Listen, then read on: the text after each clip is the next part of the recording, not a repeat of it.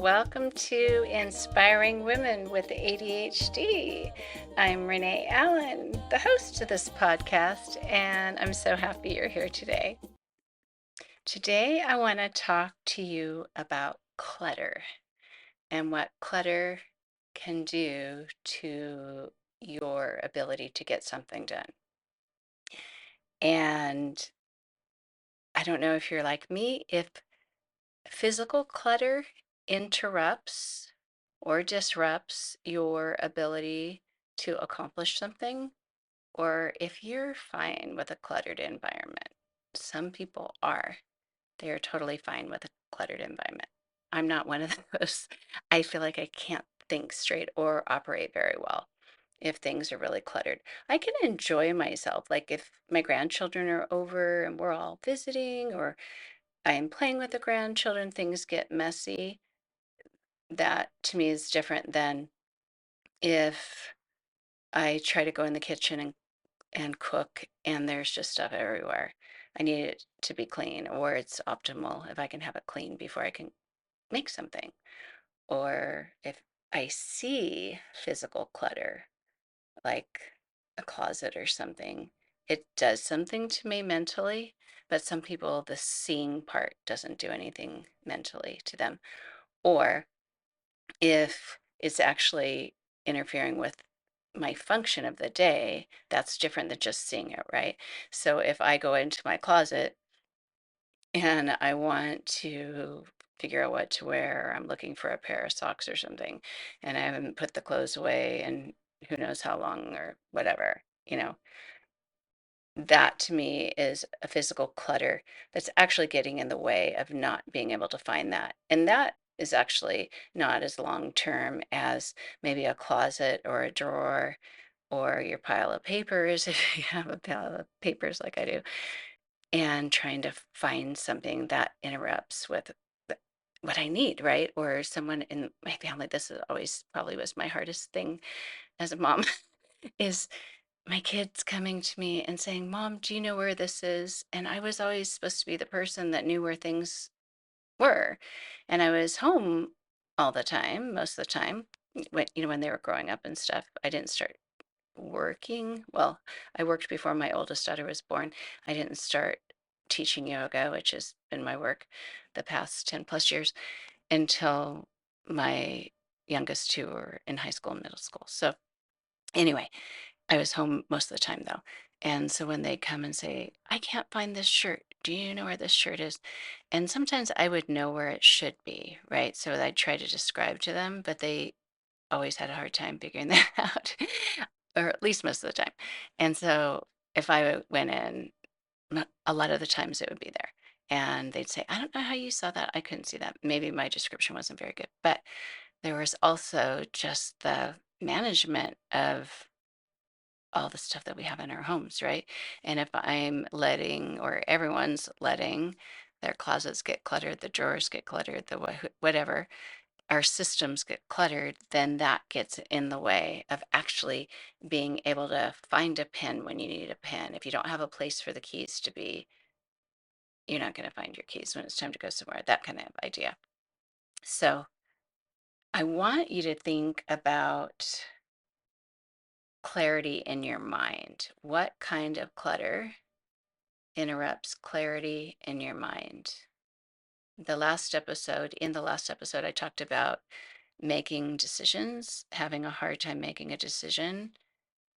And that could be because we have so many ideas and they're conflicting and we can't decide between them, right? We have these stories in our head of this or that, or what if I don't like what I order to eat, or what if I spend too much and resent it? All of our little tales or questions that we're asking ourselves that might get in the way, that could get in the way of that indecisiveness. All those thoughts are getting in the way of clarity, right? Clarity is the ability to think clearly, to make a decision. And not that all decisions are easy to make, some are hard. How you interact with somebody when the relationship's not doing well or something like that. That could be hard. That could be something that needs some weighing out, that needs some time. But I'm just talking more about the simple things that aren't always so simple. But yeah, clutter can disrupt our lives in a lot of ways because when you have ADHD, your functioning working memory is not what it could be for some people. And so you're not putting that information into your mind to be able to remember things like other people do. And sometimes that translates into losing things. And when you have cluttered spaces, it's far easier to lose things. And I'm not trying to bring you down if you have cluttered spaces. I have some too. In fact, yesterday I was going to go pick up my three little grandchildren that live closest to me and bring them over for the day. I hadn't heard back from my daughter-in-law yet. And I went, after eating something, I went straight to the closet that we have in our front room. I guess it's not the front room, our family room, I guess we'll call it. There's a closet that we have games in and wrapping paper. And I decided to put all of our holiday decorations in there. When we first moved here, we had them up in the attic. And I decided that I didn't like the whole process. And even though it wasn't horrible, it was better than the last house for sure. And I can share that another day if you want to hear it. But I I didn't like having to walk out to the garage, pull down the attic ladder, go up the ladder, take the boxes down the attic ladder. And it's a narrow ladder. You know, that was a big process. And I thought, I don't want to put them back up there. The first Christmas, I thought, I'm not doing that again. So I cleared out that closet in that room. I had a huge desire, and that can help with our motivation. And whatever I had stored in there, I think I had blankets and sheets. It was more of a linen closet. I decided we can't have the blankets in there. Maybe we can have some sheets and pillowcases, but that's it. But I made a space for I I have Christmas decorations, Halloween, Thanksgiving, and Easter. And yesterday morning, back to the grandchildren, I hadn't heard back from my daughter-in-law, and I thought I might have 20 minutes, 30 minutes. I'm gonna go in that closet and get the vacuum.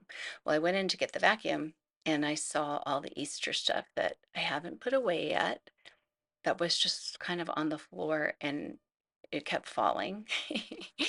And, you know, there were plastic eggs and bunnies and things like that. And I thought, it has been what? It's almost July. Easter, wasn't it in April? I haven't gotten that put away. And I don't like opening this closet. I don't like coming in here to get something and the stuff keeps falling on my feet. So, and I thought, if the grandchildren are coming over, I don't want them playing with this stuff anymore. I don't want pulling out these bunnies or whatever. So that was probably my motivation. But I sat down on the floor and just started separating things. And I thought, okay, what's the easiest way to do this? And I wasn't actually going to really clean it up. I just went and grabbed two bags that were, you know, like the shopping bags that you can use that are reusable. I went and grabbed two of those and just put a bunch of it in one and the rest in the other, and threw away some things that who knows how it ended up there. And then I looked up in the closet and I saw I had the clear plastic box with the lid that the stuff was supposed to go in. And I thought, these bags can fit in there. Just pull it down, get a chair, pull it down, put it in there, and you're done with Easter. But the shopping bags that I was using were some that I might want to use again before Easter. So I went in the other room, found some other bags instead, transferred everything over, put it up in the top of the closet, and felt really good about myself. But I've gone 2 months, April, May, June, over 2 months, experiencing that clutter when I open that closet. And sometimes, if somebody doesn't close that closet, I would just see it in there when I walk around. And it would drive me a little bit crazy. And I was always aware of it. And as we know, as we always have these thoughts, these mental to do lists, right, in our minds. And that was something that was slowing me down, that was interfering with my clarity.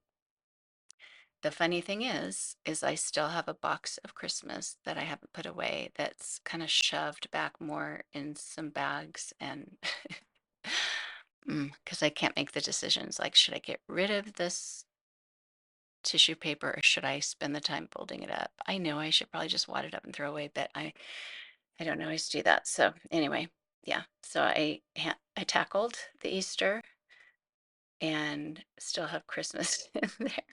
And I should do that another time. But I can't see it. It's back where it doesn't fall on my feet. So it's not interfering with me physically. And unless I really think about it, I kind of forgot that I hadn't done that yet. But back to clarity. So I have been listening to, I would say reading, but I haven't been reading. I haven't bought the physical book. I've been listening to Atomic Habits with James Clear off and on. I finished it, but I wasn't listening the whole time. Sometimes I put on audiobooks or podcasts while I'm falling asleep. Some work better than others because if they have commercials or sometimes in audiobooks they play little songs in between chapters. I don't like that. That wakes me up. But anyway, so I've fallen asleep to Atomic Habits quite a few times, but I've also listened to a lot of it. And so I'm re-listening.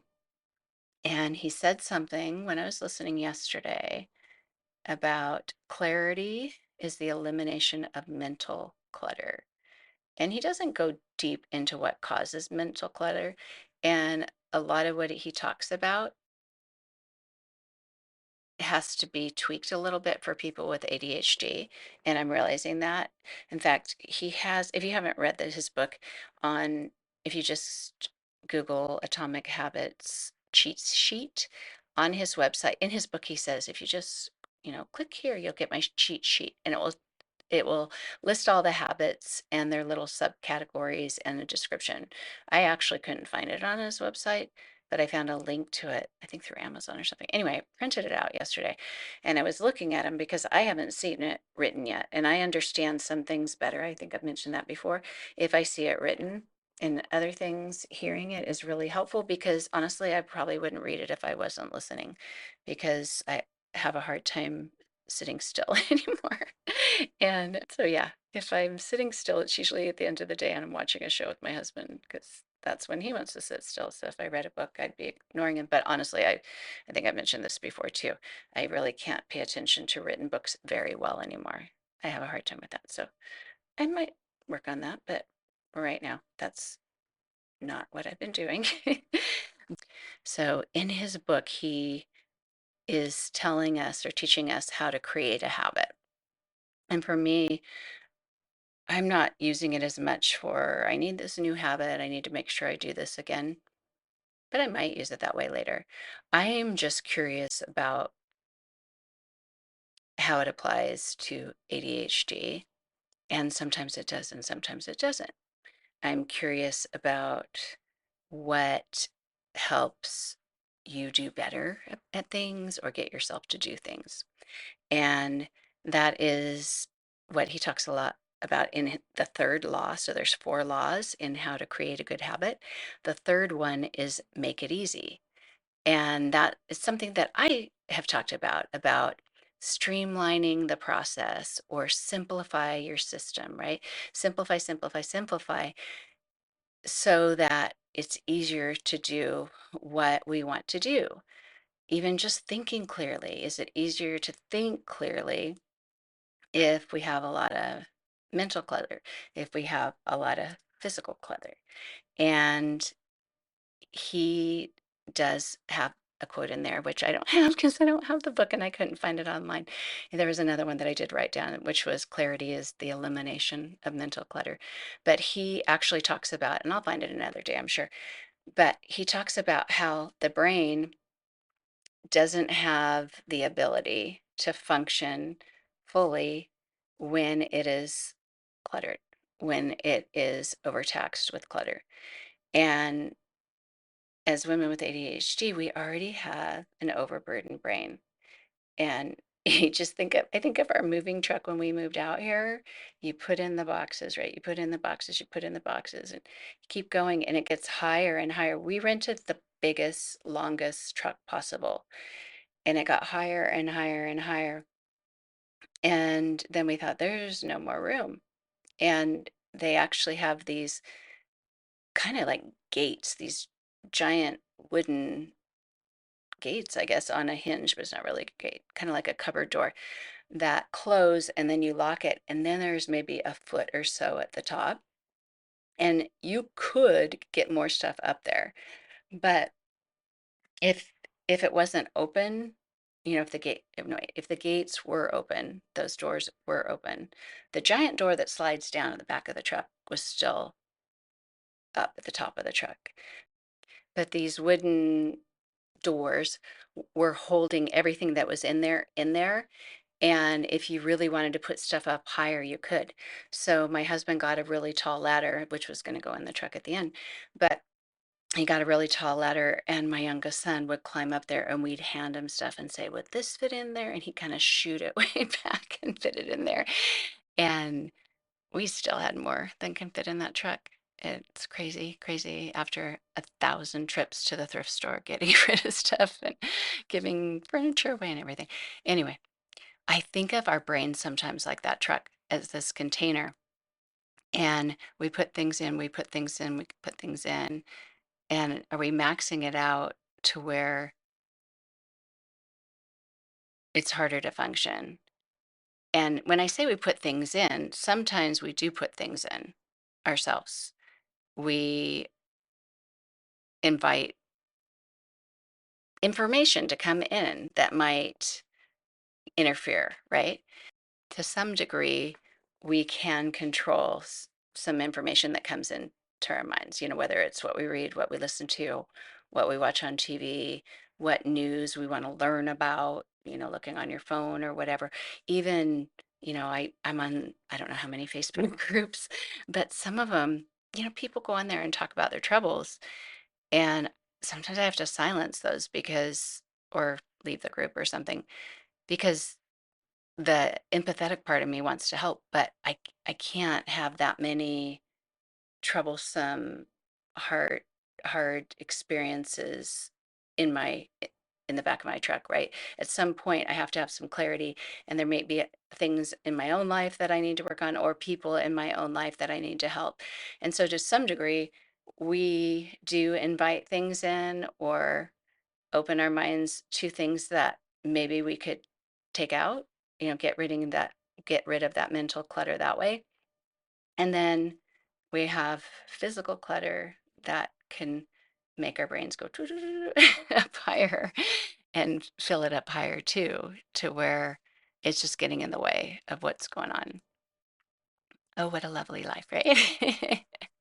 But it's just something to be aware of. And there are hacks for sure for not exposing yourself, to clutter in your home. If you do have areas that are cluttered and you can shut the door to that closet and that helps, do that. Do that. I've always been a person that throws a blanket over something when it's really messy, especially piles of laundry that are clean and stuff. It helps me just to see the blanket instead of all the little pieces of laundry. Maybe for someone else it's not as easy a fix, but it helps me. So I don't know how to do that in the kitchen. You can't just throw a big towel over your dishes, but you can throw them in the dishwasher. I realized that at some point. The dishwasher is hiding your dirty dishes. It's getting rid of that clutter, and of course it washes the dishes for you. But yeah, just kind of thinking about how clutter affects you, if it makes it harder to get things done. And there's always some work to be done when there is clutter, whether it's reorganizing it, cleaning it up, and just, doing the physical work, or making decisions that come with it. Sometimes you have to get rid of some of it, give it away, or throw it away. It's not always easy, for sure. And there's also just maintaining a system or devising a system that is different than what you were doing to help that not happen again, or help it not at least get that bad. Another quote that I want to share from Atomic Habits, that is the one that I actually found more when I was Googling. What did he say about clutter in the brain? And I know he said something else. So I'm going to have to listen to what I listened to yesterday and find it. But the one that came up the most was after he said clarity is the elimination of mental clutter, he said agility is the elimination of physical clutter. And I thought, what on earth is that supposed to mean? And everyone was quoting it. I guess I didn't read their blog posts to see why they loved it so much. But because agility is somebody who's kind of light on their feet and graceful and moves. You think of a professional soccer player that just glides over the field, that kind of thing. It can also mean movement between ideas, moving quickly, effortlessly, seemingly effortlessly between ideas. So physical clutter can also affect our brains. And I think that's what he meant by agility. It's an intellectual agility that makes us be able to be more confident in what we decide to do. Decisions again, act, think, move. We still have our ADHD brains, but we're doing everything we can to make it more possible, right? To make it easier for ourselves. And it may be climbing a mountain one day or one week and back down and back up and down. It might not always be downhill, right? Life isn't always downhill, but knowing more about ourselves and understanding how these things affect us can be really, really, really helpful. Thanks so much for listening today, for being here. It means a lot to me. I do go on to my podcasting website. It tells me how many people download. It doesn't tell me how many people listen. Not sure why, but they measure it by downloads. But it goes up every week, every episode.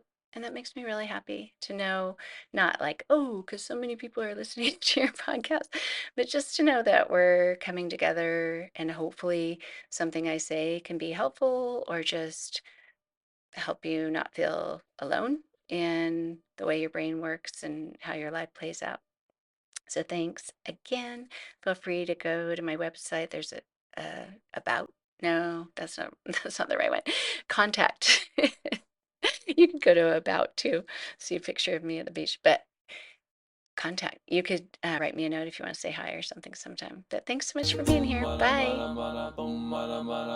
Open windows, broken shadows. Frozen dreams are left for tomorrow. Without a cause.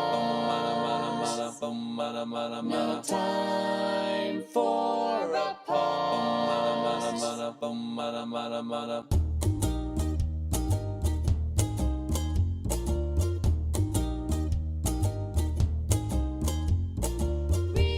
Rewind, I've run out of time to sing melodies and harmonies. I'm cut short, the silence of sound has yet been found, but not by me.